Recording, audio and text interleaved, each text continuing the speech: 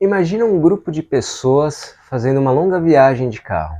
A certa altura, eles decidem fazer uma parada no meio do caminho. Eles param o carro na beira da estrada, eles estendem a toalha sobre a grama e lá eles comem, bebem, riem, brincam, brigam. Em algum momento, eles decidem que é hora de ir e aí, de maneira displicente, eles recolhem as coisas deles e se põem de novo a caminho. Imagine então os pequenos animais que vivem ali na região, os insetos saindo das tocas deles depois de que esses visitantes barulhentos finalmente foram embora. Imagina o espanto deles diante de restos de comida que eles não conhecem, embalagens, plásticos, vidros, latas, garrafas, talvez algum objeto pessoal esquecido por ali, os dejetos deixados por eles ao se aliviarem antes de prosseguir a viagem. Imagina a estranheza que tudo isso não deve causar a eles. Essa é a premissa de Piquenique na Estrada, dos irmãos Arkady e Boris Strugatsky, um romance de ficção científica soviético publicado no comecinho da década de 70. Só que, nessa analogia, nós somos os insetos e os visitantes, os viajantes, são os alienígenas. Nesse vídeo aqui eu vou falar um pouquinho sobre o romance, vou comentar o enredo, os principais temas levantados nele. Vou falar de questões como as mudanças radicais no próprio gênero romance, para as quais Piquenique na Estrada aponta. Vou falar sobre desencantamento do mundo e reencantamento do mundo e como isso afeta o nosso papel no mundo, nossa maneira de estar no mundo, nossas possibilidades de ação nele, como isso reconfigura e recondiciona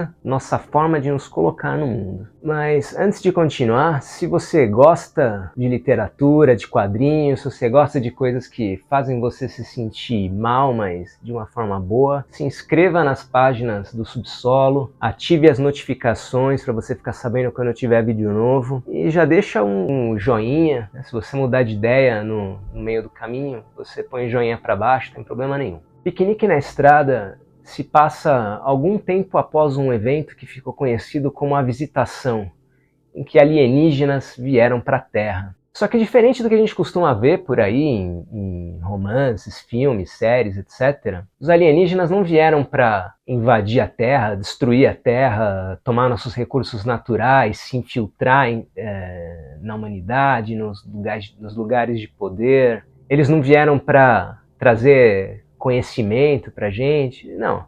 Eles passaram por aqui, não fizeram contato com a gente, fizeram o que eles tinham que fazer, que a gente não tem a menor ideia do que é, e seguiram viagem. Só que isso deixou marcas insuperáveis no nosso mundo, na nossa forma de estar nele, né? Imagina a gravidade, o escopo das mudanças proporcionadas por um evento como esse. Essa passagem deles deixou marcas profundas no nosso planeta. Não só representou uma grande mudança no curso da humanidade, mas parece ter alterado o próprio tecido da realidade por onde eles passaram. Então esses lugares, que ficaram conhecidos como zonas, se tornaram verdadeiros pontos de exceção no planeta, tanto do ponto de vista político, como a gente vai comentar daqui a pouco, como do ponto de vista físico. As leis da natureza deixaram de ser o que elas eram nesses lugares, né? Isso gerou mudanças na física dos lugares, na vegetação, nos animais, como se esses pontos, essas zonas por onde os alienígenas passaram, também elas se tornassem alienígenas. Eles deixaram para trás objetos, restos, substâncias, coisas para a humanidade ainda incompreensíveis. Bem, uma mudança como essa, né, o contato com possibilidades praticamente infinitas na forma dessas marcas, desses artefatos que os alienígenas deixaram para trás, evidentemente geraram toda uma reestruturação na humanidade que, em certa medida, passou a viver em função desses artefatos, em função dessas zonas. Tendo se tornado áreas completamente alienígenas, perigosas, mortais, além de ter um potencial de exploração econômica, tecnológica,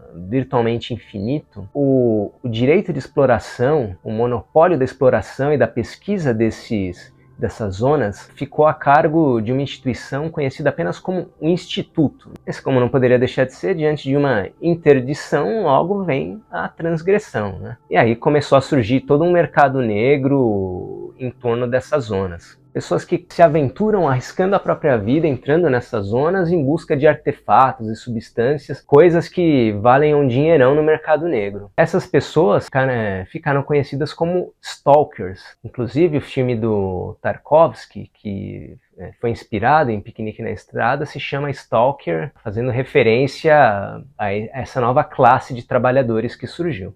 E o protagonista de Piquenique na Estrada é um stalker que ainda, apesar de jovem, já é bastante experiente, de nome Redrick Stewart. Assim como outros stalkers, ele ganha vida com aquilo que ele consegue tirar dessas zonas, com a experiência dele, com a expertise que ele desenvolveu ao se aventurar nelas, né? Só que diferente dos outros, ele tem uma motivação particular. Eu já mencionei que essas zonas foram profundamente afetadas pelos alienígenas, de modo que elas ficaram repletas de perigos, de verdadeiras armadilhas para quem se aventura nelas. Então é muito comum os stalkers fazerem as suas incursões dentro delas e morrerem ou voltarem gravemente feridos, desmembrados, aleijados, envenenados. No caso do Redrick, ele conseguiu sair ileso, entre aspas, das incursões que ele fez, só que isso não quer dizer que ele não tenha sido afetado de alguma maneira. Ele tem uma filha, uma menininha, e essa filha nasceu mutante, muito possivelmente em razão do contato que ele teve com as zonas e das mudanças que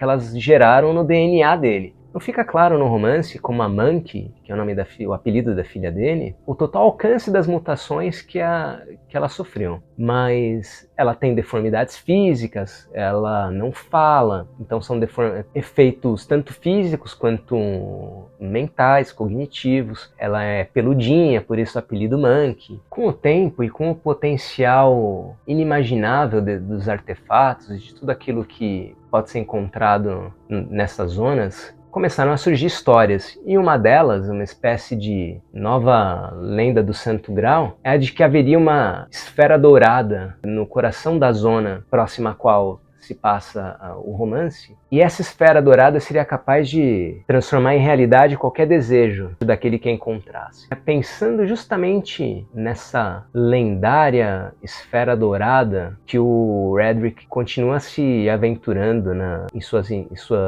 incursões, com o objetivo de tentar encontrar uma cura para a filha dele. E como o Fredric Jameson, um crítico que escreveu sobre o Piquenique na Estrada, diz, é uma premissa que acaba desembocando numa espécie de estrutura de conto de fadas. O Piquenique na Estrada foi publicado em 1972, em pleno regime soviético.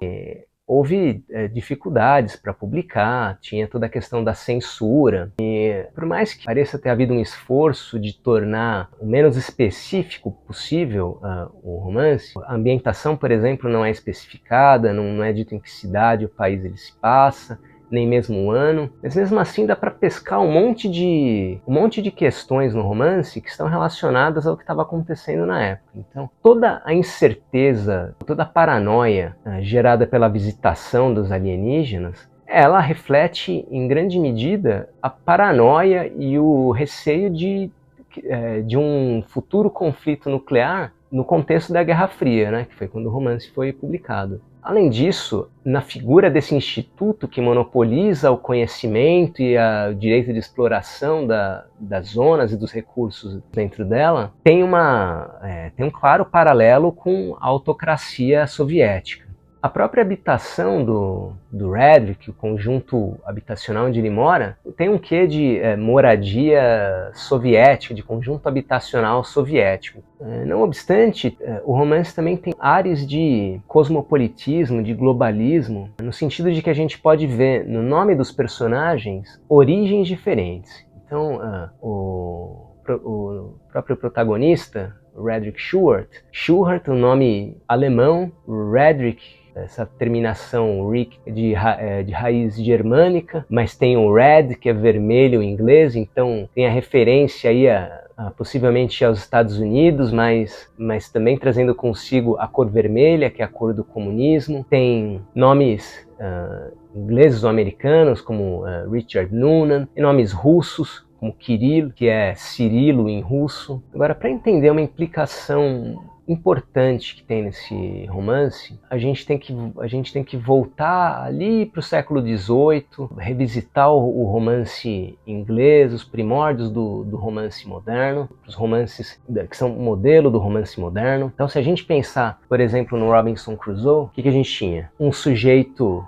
preso numa ilha com recursos muito limitados, e lá não apenas pensando em sobreviver, mas em manter-se civilizado por meio da razão e do trabalho, do espírito laborioso. Ele subjuga a natureza, as adversidades e estabelece o controle sobre o ambiente que ele passou a ocupar. Então, a gente vê que não só ele passa a improvisar ferramentas, a transformar o ambiente, tornar a vida dele mais controlada, mas também mais organizada, né? Por meio da razão e do trabalho orientado pela razão, ele transforma o ambiente como um homem racional e um homem de ação. Ou seja, é o sujeito, o indivíduo agindo no mundo, exercendo poder sobre o mundo, sobre aquilo que está à sua volta e moldando o mundo à sua conveniência. Ou então em romances como Pamela, do Samuel Richardson, em que a empregadinha, por meio da sua virtude e obstinação, mas sempre orientada pela inteligência, pela razão, por uma vontade, uma convicção de se manter virtuosa, resiste aos avanços do patrão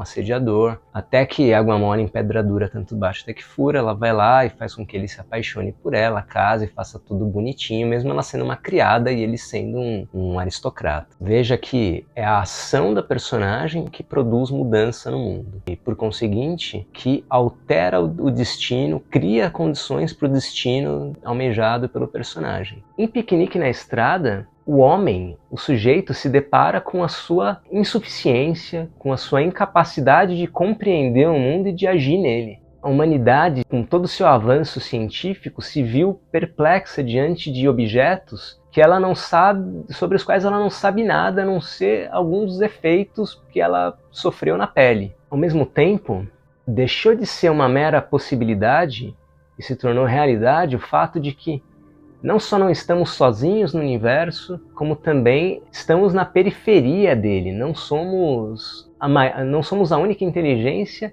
nem tampouco a maior inteligência. Isso põe em questão o nosso papel no mundo, o nosso papel no universo, o nosso potencial de ação, os limites da nossa capacidade de ação, os limites da nossa ciência, os limites da razão, do nosso conhecimento. E passamos de uma condição de agentes para pacientes, do poder para o não poder. O sociólogo e polímata Max Weber escreve sobre como, no começo da Idade Moderna, começamos a passar pelo que ele chama de desencantamento do mundo. Então, com as mudanças que aconteceram naquela época, como a descoberta das Américas, a Revolução Científica, um pouco antes o humanismo renascentista, uma mudança de paradigma em que passou a ser dada mais importância para a experimentação como forma de obter e produzir conhecimento, do que para a contemplação filosófica, um contexto em que conhecimento e técnica deixaram de estar separados e se tornaram complementares. A mudança do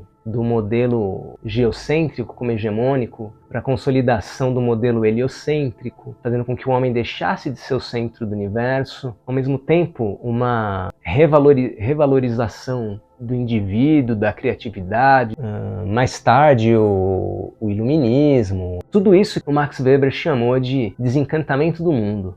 Ou seja, nós deixamos de criar narrativas para os fenômenos que nós não compreendemos, nós deixamos de atribuir causas mágicas para eles e passamos a buscar explicações demonstráveis, baseadas em evidências, em experimentos. E com isso, houve uma mudança sensível, que foi do fim dos mistérios e a consolidação da ideia do desconhecido, né? Então, em vez do insondável, aquilo que está além da compreensão, aquilo que está para a ordem do divino, do mágico, para os desígnios divinos, tudo isso que era o misterioso se tornou apenas desconhecido, ou seja, algo que não sabemos por enquanto, mas que com um pouquinho de esforço, com um pouquinho de tempo a gente vai saber.